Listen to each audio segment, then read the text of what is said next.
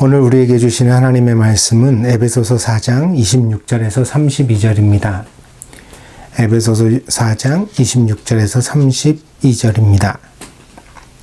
봉독하겠습니다. 분을 내어도 죄를 짓지 말며 해가 지도록 분을 품지 말고 마귀에게 틈을 주지 말라. 도둑질하는 자는 다시 도둑질하지 말고 돌이켜 가난한 자에게 구제할 수 있도록 자기 손으로 수고하여 선한 일을 하라. 무릇 더러운 말은 너희 입 밖에도 내지 말고 오직 덕을 세우는 데 소용되는 대로 선한 말을 하여 듣는 자들에게 은혜를 끼치게 하라.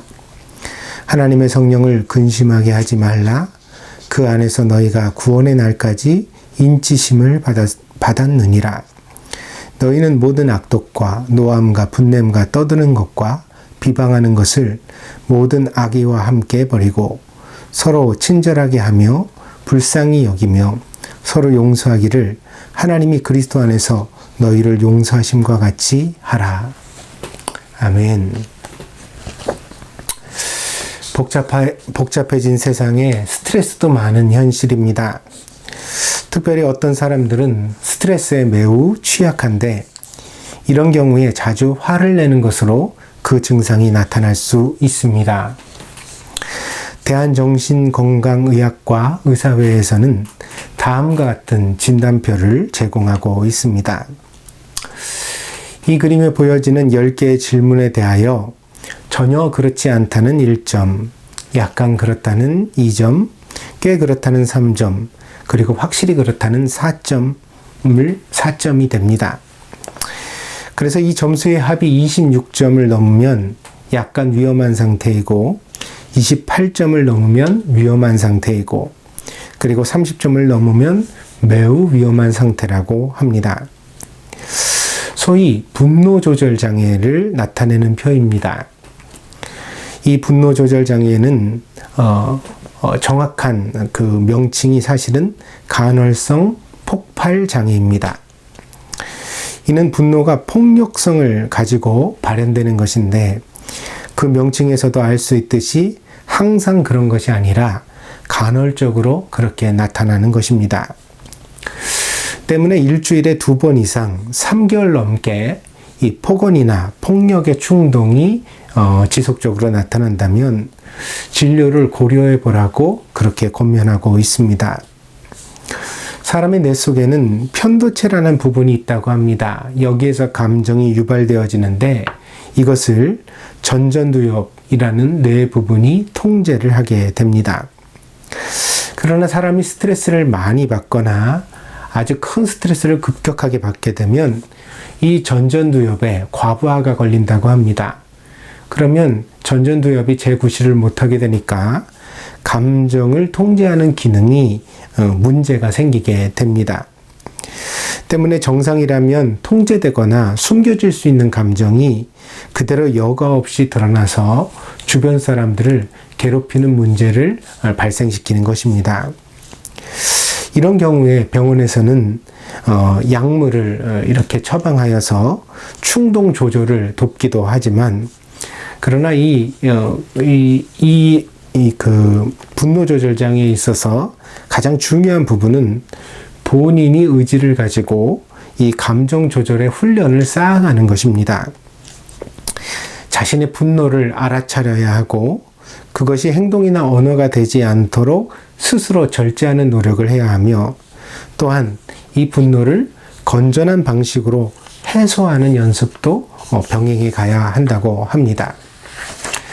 그래서 이 분노를 먼저 알아채야 하는데 사람마다 분노 신호라는 것이 있답니다. 얼굴이 붉어지거나 가슴이 두근거리거나 목소리가 떨리는 등의 신호입니다. 이런 신호가 나타나기 시작하면 지금 내가 분노가 막 불처럼 일어나고 있구나 하는 사실을 자각하고 이때에는 스스로 분노와 싸워가야 합니다. 화를 잘 내지 않는 사람들은 화를 잘 내는 사람들을 이해하지 못합니다. 그러나 사람마다 분노에 대한 감수성이 다르고 또한 그 스트레스 정도 역시 다 다르다는 사실을 이해해야 하겠습니다. 때문에 내 입장에서는 화가 나지 않는다고 하여서 다른 사람도 당연히 화를 내서는 안 된다고 생각하는 것은 매우 자기중심적인 생각입니다. 그래서 화를 내는 사람은 무조건 나쁜 사람이 되기 쉽고요. 화를 안 내는 사람은 마치 무조건 옳은 사람이 되기 또한 쉽거든요. 근데 화를 내지 않는 사람이라 할지라도 다른 사람에 대한 배려심, 이해심이 부족한 결핍이 있을 수 있다는 거죠. 그러니까 내가 화가 나지 않는다고 해서 상대방도 무조건 화를 내서는 안 된다고 생각하는 것은 굉장히 좀 편협한 생각이라는 것입니다.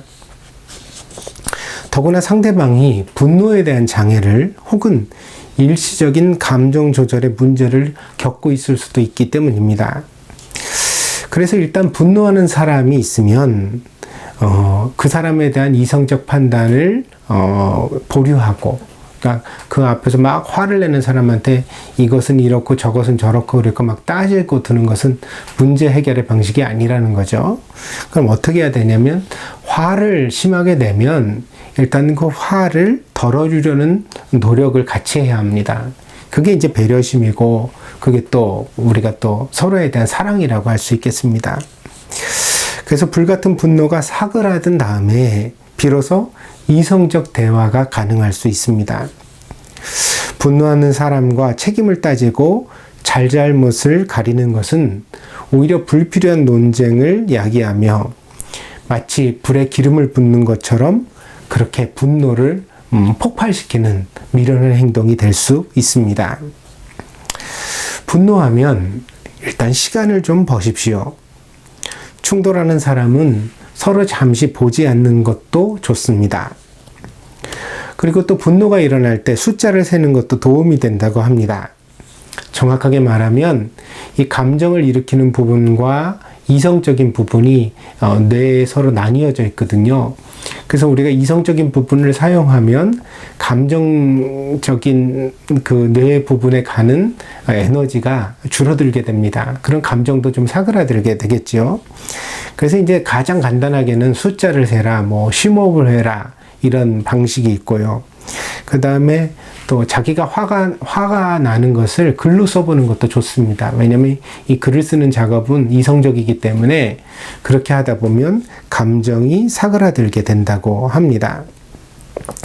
또 좋은 것이 소리내어 우는 것입니다. 눈물은 스트레스로 인하여 뇌에서 생기는 카테콜아민이라는 성분이 있는데, 이 카테콜아민을 배출하여서 마음의 그 안정을 찾아준다고 합니다. 그래서 실컷 우는 것이 굉장히 분노를 좀 이렇게 조절하는데 도움이 될 수 있다고 그렇게 충고하고 있습니다. 오늘 우리가 읽은 본문으로 한번 돌아가 보겠습니다. 오늘 본문의 주제는 성령을 근심되게 하지 말라는 것입니다. 여기서 근심하다라고 번역된 원문은 사실 굉장히 다양한 의미를 내포하고 있습니다. 그래서 근심이라고 번역할 수도 있을 뿐더러 슬픔, 우울, 고통, 분노, 불쾌감, 걱정, 번민 등으로도 그렇게 번역할 수 있습니다. 때문에 성령을 근심되게 하지 말라는 말씀은 성령을 슬프게 하지 말라, 혹은 성령을 불쾌하게 하지 말라, 또 성령을 걱정시키지 말라 등으로 해석할 수도 있습니다. 한마디로 성령께서 감정적으로 불편해 하시도록 만들지 말라는 뜻입니다. 초대교회 당시에는 여러 가지 신학적 이견이 교회 안에 존재했습니다. 이를테면 예수님을 선지자 중에 한 사람이라고 주장하는 말이 있기도 했습니다. 이것은 현재 이슬람에서 예수를 그렇게 선지자 중에 하나다, 혹은 실패한 선지자다, 뭐 이렇게 묘사한다는 것을 알고 있습니다. 근데 초대교회에도 이런 주장들이 있었다는 거죠. 그리고 또 성령님을 하나의 파워, 기운, 혹은 감정으로 나타내기도 했습니다. 그래서 성령 충만하다는 것이 막 좀 흥분된 상태로 묘사되어지니까, 아, 성령은 저렇게 사람을 흥분시키는 어떤 감정이구나, 기운이구나, 이렇게 이해하는 사람들도 있었다는 거죠. 오늘날에도 이런 사람들이 좀 있는 것이 보이기는 합니다. 이런 견해들이 잘못된 것임을 증명하고 성경적인 바른 가르침을 정립하고 요약하는 과정을 통해 바로 신학이라는 학문이 생겨나게 된 것입니다. 그래서 우리가 아직도 예배에 사용하는 사도신경과 같은 경우, 이 사도신경은 성부, 성자, 성령에 대하여서 이제 그 신앙의 고백을 담아내고 있거든요. 근데 가만히 보시면은 그 내용을 한번 상기해 보시면 성부도 성령도 아주 간략하지만 성자에 대하여 매우 긴 부분을 할애하고 있습니다. 왜냐하면 초대교회 당시부터 이 예수님께서 사람이자 하나님이시라는 사실을 왜곡하거나 부정하는 그런 가르침이, 잘못된 가르침이 있었기 때문입니다. 그래서 이런 잘못된 가르침을 바로잡기 위하여서 예수님은 온전한 사람이시면서 또한 온전한 하나님이시라는 신앙의 고백을 길게 서술하여 성도들이 예배 시간에 암송했던 것입니다. 이런 싸움은 후대에만 있는 것이 아니라 사실 처음부터 있었습니다. 그래서 복음서를 보면 이 신약 성경 속에서 이 복음서의 부분이나 혹은 또 바울이 쓴 서신서의 내용들을 보면 거짓 복음 혹은 잘못된 가르침에 대한 반론이 담겨져 있습니다. 그러니까 이런 잘못된 가르침을 바로잡기 위하여서 사실은 서신서가 쓰여지고 또 그 복음서에 어떤 내용이 담겨졌다는 것을 우리가 알 수 있습니다.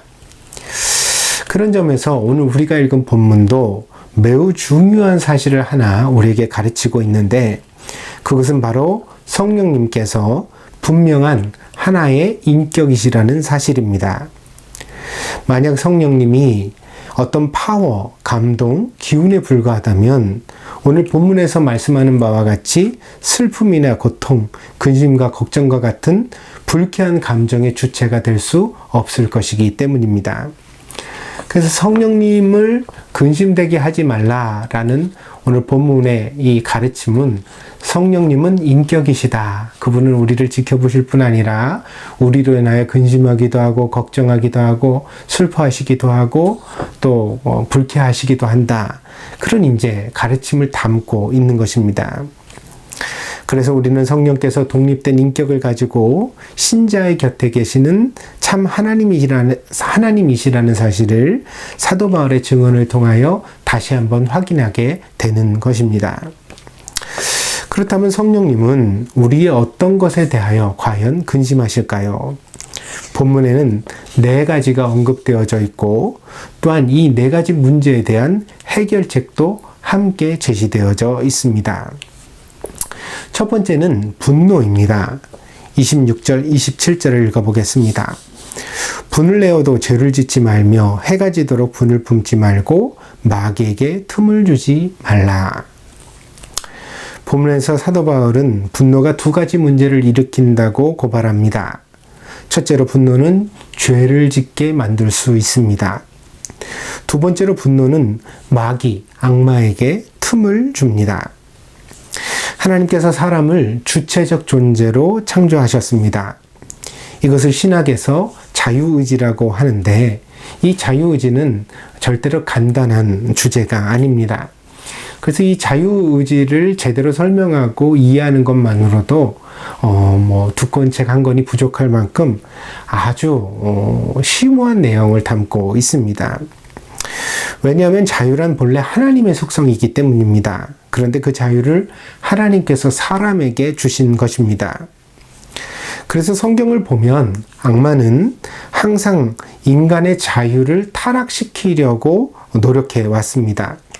다시 말해서 사람이 자유를 가지고 하나님의 뜻을 거역하고 반대되는 그런 선택을 하도록 악마가 계속해서 유혹하는 것입니다.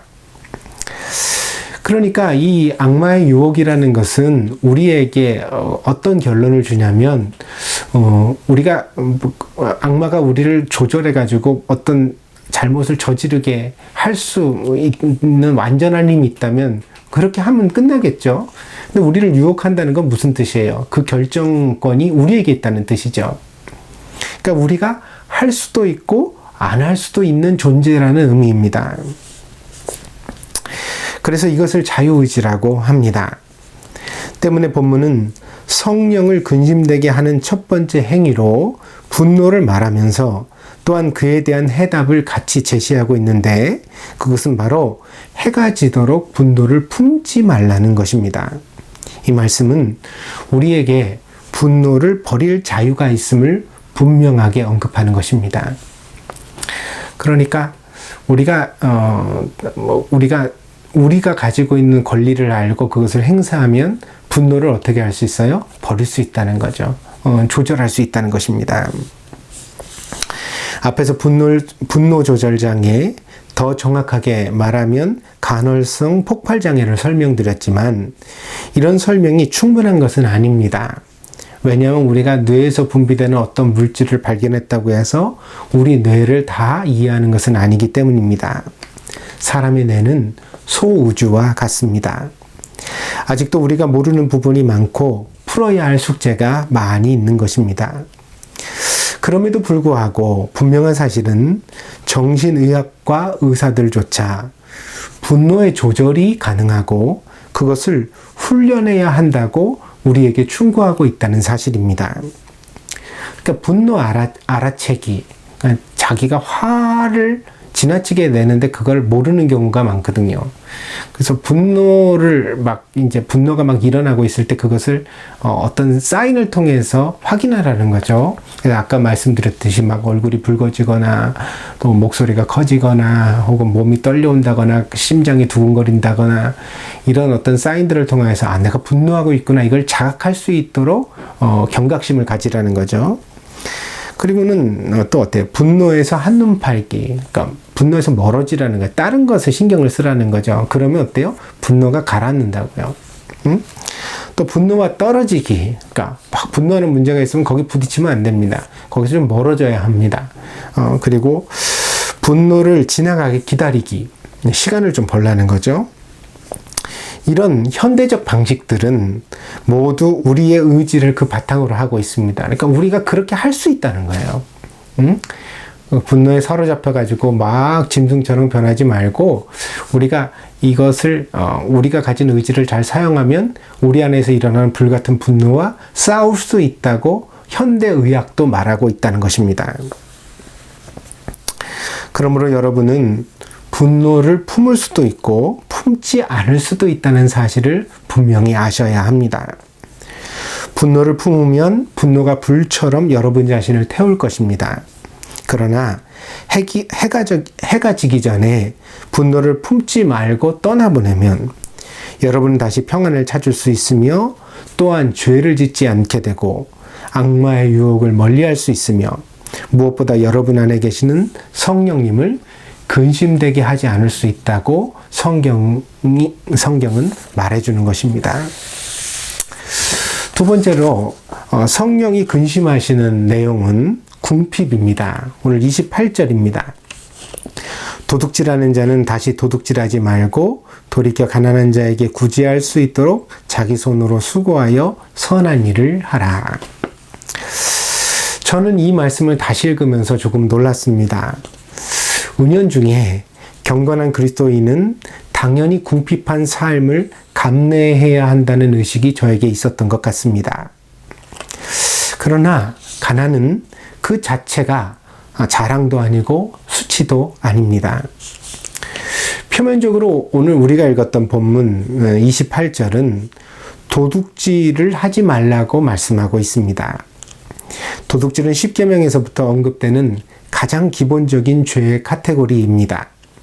당연히 우리는 그것을 하지 말아야 하겠습니다. 그런데 오늘 본문 28절은 그 다음으로 나가고 있거든요. 그래서 도둑질을 하지 말라. 그런데 도둑질을 하지 말라는 그 계명 너머의 어떤 복음을 전하고 있어요. 그 복음의 내용이 뭐냐면 선한 일을 하라는 것입니다. 이것이 이제 적극적 권면이죠. 그래서 여기서는 이 선한 일을 하라고 그랬는데 이 선한 일에 대하여서 또 가르쳐 줍니다. 아주 자세하고 자상하게 가르쳐 주죠. 그게 뭐죠? 가난한 자에 대한 구제를 말합니다. 선한 일을 하는데 어떤 선한 일을 해야 되냐면 가난한 자를 구제해라 이렇게 말합니다. 수고하여서 번 것을 가지고. 도둑질만 하지 말라고 하면 10계명의 반복입니다. 그러나 복음은 가난한 자를 구제하라고 말합니다. 그렇다면 우리가 그 가난의 수렁에 빠져 있어서는 안 된다는 뜻이 됩니다. 왜냐하면 물에 빠진 사람에게 물에 빠진 사람을 구하라는 사명을 줄 수는 없기 때문입니다. 그래서 가난한 자를 구제하라는 구제할 수 있게 그 수고한 것을 가지고 가난한 자를 구제할 수 있게 되라는 이 말씀은 우리에게 가난으로부터 빠져나올 것을 또한 명령하고 있는 그런 말씀으로 이해해야 마땅합니다. 예수님께서 사역을 시작하시기 전에 먼저 광야에 가서 40일 동안 금식을 행하시고 마귀에게 시험을 받으신 일이 있습니다. 이 40일의 기간 동안 수없이 많은 마귀의 시험이 있었겠지만 성경은 마귀의 시험을 3가지로 압축하여 우리에게 보여주고 있습니다. 그런데 그 첫 번째 시험이 이렇게 시작됩니다. 마태복음 4장 3절입니다. 시험하는 자가 예수께 나와서 이르되 내가 만일 하나님의 아들이거든 명하여 이 돌들로 떡덩이가 되게 하라. 40일을 물과 음식 없이 지낸다는 것은 생명과 죽음의 갈림길을 경험하는 일입니다. 근데 그런 사람 앞에서 떡이든 빵이든 그것을 품에서 꺼내서 흔든다는 것은 참으로 참기 힘든 유혹이 아닐 수 없었을 것입니다. 그런데 그 유혹 앞에서 예수님은 마귀에게 이렇게 대답하셨습니다. 마태복음 4장 4절입니다. 예수께서 대답하여 이르시되 기록되었으되 사람이 떡으로만 살 것이 아니요 하나님의 입으로부터 나오는 모든 말씀으로 살 것이라 하였느니라 하시니. 예수님은 사람이 떡으로 빵으로 산다는 것을 아십니다. 다만 그 떡과 빵만 생각하고 살면 사람은 짐승과 다를 바가 없습니다. 사람은 로고스, 곧 하나님의 말씀을 마음에 담아야 합니다. 그것이 곧 짐승과 사람이 다른 점입니다.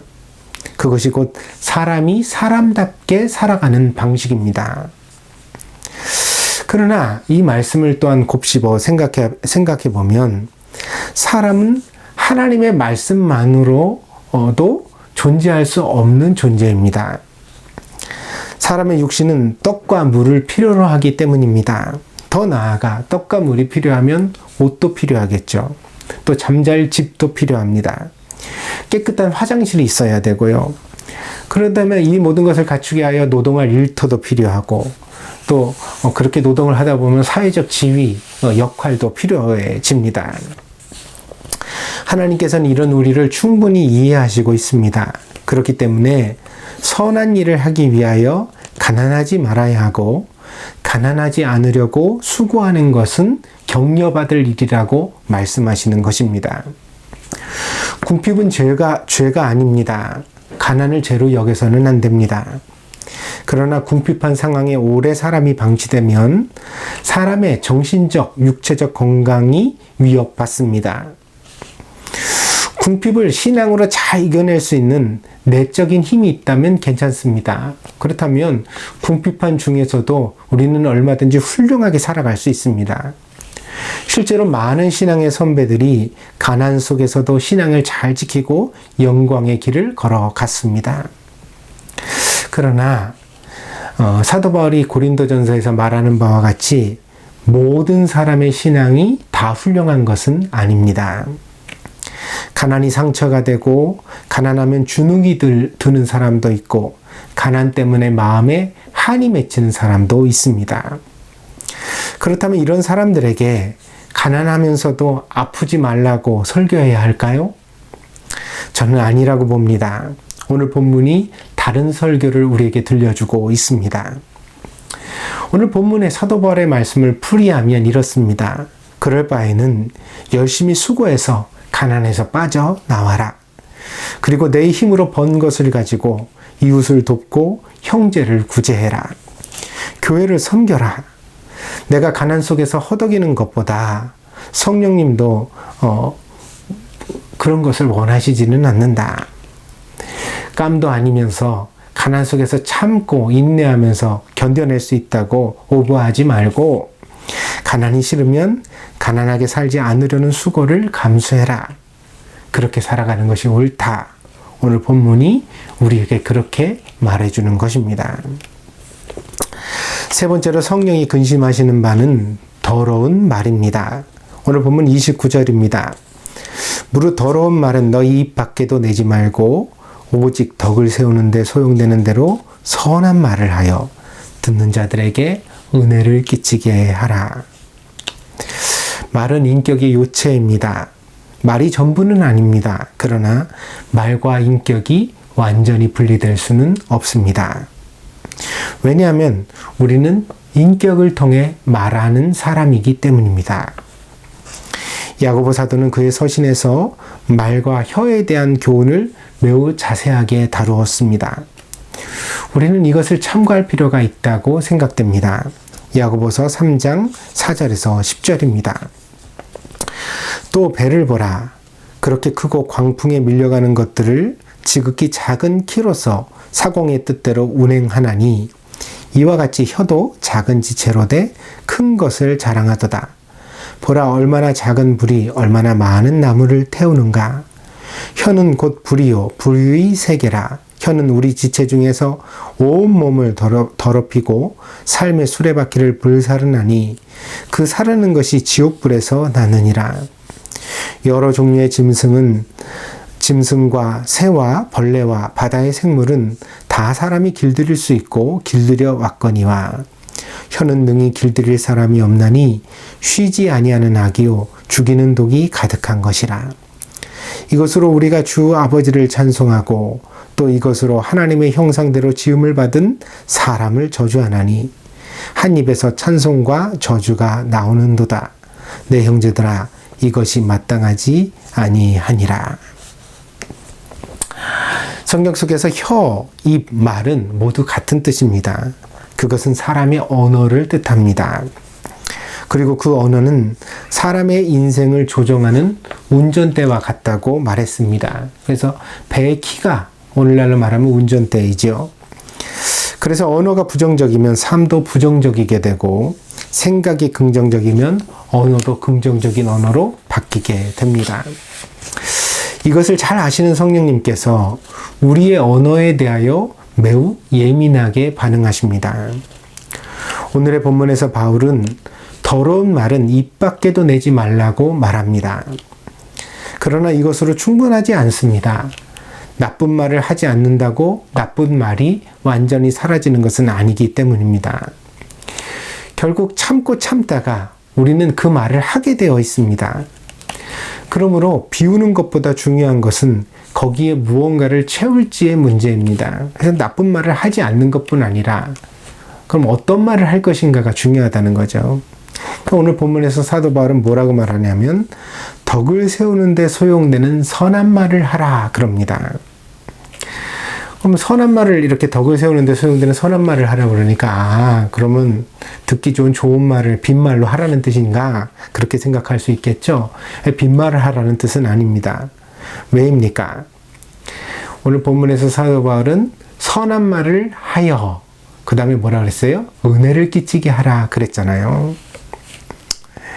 은혜를 끼친다는 것은 나의 은혜가 다른 사람에게 전달되게 하라는 뜻입니다. 그러니까 내가 은혜가 있으면 내 은혜가 다른 사람도 느낄 수 있게 전달될 수 있게 된다는 거죠. 그것을 은혜를 끼친다 이렇게 성경에서 표현한 것입니다. 여기 비밀이 있습니다. 그리스도인의 좋은 말, 덕을 세우는 선한 말은 내 인격과 의지에서 나오는 것이 아니라 하나님께서 주시는 은혜 가운데 나온다는 뜻입니다. 그래서 내가 하나님과의 관계를 잘 가지면, 그래서 그 은혜 가운데 살아가면 비로소 우리는 더러운 말을 버리고 은혜의 말을 할 수 있는 사람이 되게 된다는 뜻입니다. 그래서 우리가 이렇게 은혜 안에 은혜의 지배를 받는 사람이 될 때 비로소 덕을 세우는 좋은 말을 할 수 있게 되는 것이지요. 말이 삐딱하면 은혜를 점검하십시오.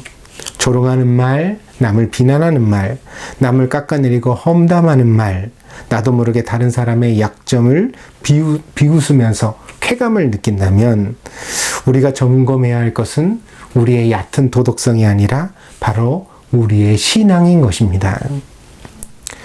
본래 사람은 나쁜 말을 좋아합니다. 우리가 하나님의 은혜를 경험할 때에 하나님께서 우리의 입술에 성령의 문지기를 세워주셔서 그런 나쁜 말을 입 밖에 내지 않도록 우리를 다스려 주시는 것입니다. 그러므로 언어가 천박하고 거칠고 편협한 사람은 절대로 은혜의 사람일 수가 없습니다. 그래서 우리가 말을 또한 성령 안에서 조심해야 합니다.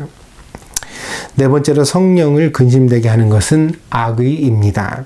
31절, 32절입니다. 너희는 모든 악독과 노함과 분냄과 떠드는 것과 비방하는 것을 모든 악의와 함께 버리고 서로 친절하게 하며 불쌍히 여기며 서로 용서하기를 하나님이 그리스도 안에서 너희를 용서하심과 같이 하라. 여기서 악이라는 말은 헬라어 카키아인데 이것은 근원적인 악을 뜻합니다.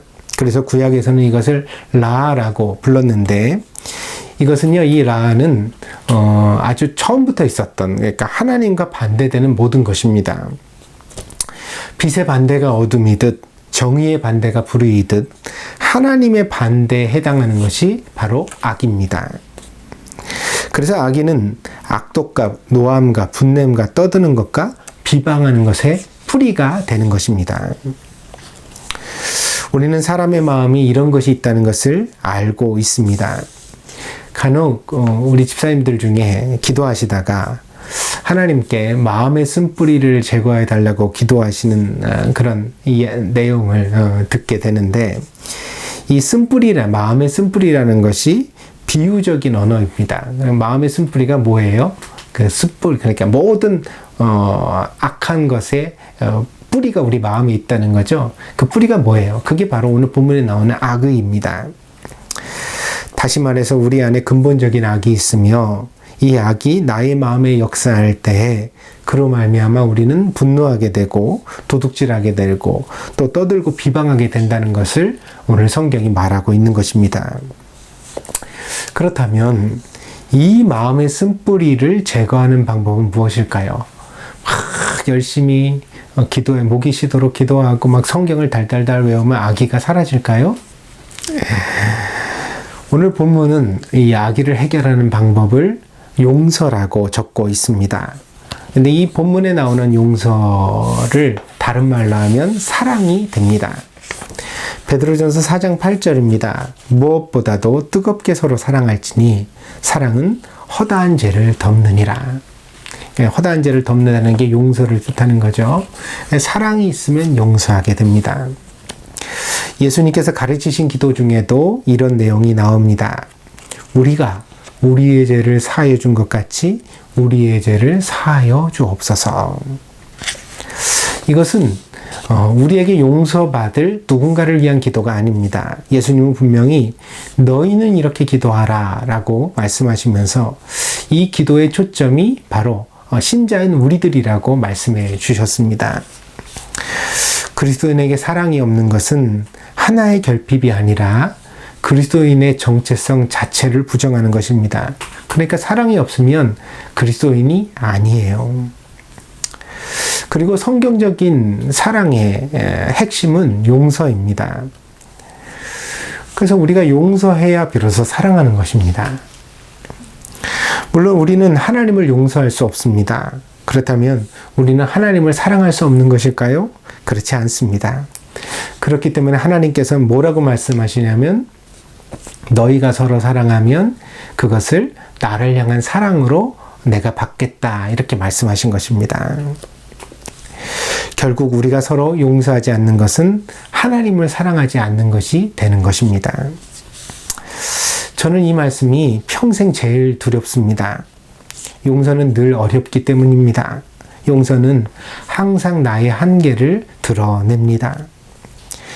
제가 용서하기 힘든 사람을 만날 때 하나님은 그 사람을 통해 제게 그렇게 말씀하시는 것 같습니다. 이 정도까지 나를 사랑할 수 있겠니? 이 사람을 용서해 줄 수 있을 만큼 너는 나를 사랑할 수 있니? 그래서 이 하나님의 질문 앞에 내가 실패하게 될까봐 두렵습니다. 내가 그 사람을 용서하지 못하면 하나님을 실망시켜 드릴 테니까요. 사랑하는 여러분, 사랑도 나무와 같습니다. 처음에는 작지만 나중에는 큰 거목이 됩니다. 뿌리가 깊어지고 줄기가 굵어지면 비바람도 거뜬히 견뎌낼 수 있는 나무가 됩니다. 하나님의 사랑이 우리 안에 처음 들어올 때는 겨자씨와 같이 미약하지만, 그러나 그 사랑이 인생 속에서 은혜로 자라나면 원수까지도 용서하고 그런 사람을 위하여 기도할 수 있으며 심지어 축복할 수 있는 사람이 되게 되는 것입니다. 마치 예수님처럼 말입니다. 누가복음 23장 34절입니다. 십자가 위에 예수님께서 하신 기도죠. 이에 예수께서 이르시되 아버지 저들을 사하여 주옵소서 자기들이 하는 것을 알지 못함이니이다 하시더라. 지금 예수님의 십자가 밑에는 자기를 십자가에 못 박은 사람들이 있거든요. 그리고 막 구경하고 조롱하고 폄하하는 사람들이 있거든요. 그런데 그 원수와 같은 사람들을 예수님을 위하여 기도하셨습니다. 성령님은 우리가 건강하지 못할 때 근심하십니다. 마치 자녀가 열이 나고 아플 때 그 부모가 전전긍긍하는 것과 같습니다. 우리는 성령님을 기쁘시게 할 수도 있습니다. 우리가 분노를 잘 다스리고 우리의 가난을 극복해가며 선한 말을 하고 사랑으로 마음의 악의를 치유해 간다면 우리는 온전한 사람이 되어갈 것입니다. 이것을 영적 성장이라고 합니다. 이렇게 변화된 사람을 우리는 예수님을 닮은 사람이라고 합니다. 그러면 성령님께서 이런 우리의 모습을 보고 기뻐하십니다. 이런 우리의 변화를 보시고 보람을 가지십니다. 마치 잘 자란 자녀가 졸업장을 받을 때, 그리고 멋진 슈트를 입고 사회생활의 첫걸음을 떼기 위하여 출근할 때 그 자녀를 바라보면서 굉장히 대견한 마음, 그리고 뿌듯한 마음을 부모가 느끼는 것처럼 우리가 말이에요, 분노를 다스리고 또 열심히 일해서 가난한 사람들을 구제하고 또 우리의 삶을 풍요롭게 살아가고요. 또 악한 말을 입 밖에 내지 않으려고 잘 이렇게 조절하고, 그리고 우리 마음에 있는 근본적인 악의를 하나님의 사랑으로 이렇게 치유해 갈 때, 그래서 원수까지도 용서하고 사랑할 수 있는 사람이 되어 갈 때, 그런 우리를 보시는 성령님의 마음이 그렇게 뿌듯하고 대견하고 기쁘실 수 없다는 것입니다. 그러니까 더할 수 없이 그렇게 기뻐하시는 그런 모습이라는 것입니다. 우리 모두 이런 성도가 되어서 하나님의 기쁨이 되는, 성령님의 보람이 되는 그런 성도들이 다 되시기를 바랍니다. 기도하겠습니다. 복되신 주님, 우리가 어떻게 살아갈 때 성령님이 근심하시는지, 그리고 또 어떻게 살아갈 때 성령님께서 기뻐하시는지 오늘 말씀을 통하여 우리를 가르쳐 주심을 감사합니다. 오늘 말씀을 깊이 명심하게 하셔서 우리의 삶에서 실천하게 하시고, 또한 그 말씀의 실천을 통하여 날마다 영적으로 성장해가는 성도가 될 수 있도록 인도하여 주시옵소서. 세월이 지날수록 예수님을 닮아가기 원합니다. 우리의 겉모양만이 아니라 우리의 속사람이 진정 예수님을 닮아가서 우리 주변의 모든 사람들에게 하나님의 은혜를 끼치는 사람이 되게 하여 주시옵소서. 감사를 드리며 모든 말씀 예수님의 이름으로 기도하였습니다. 아멘.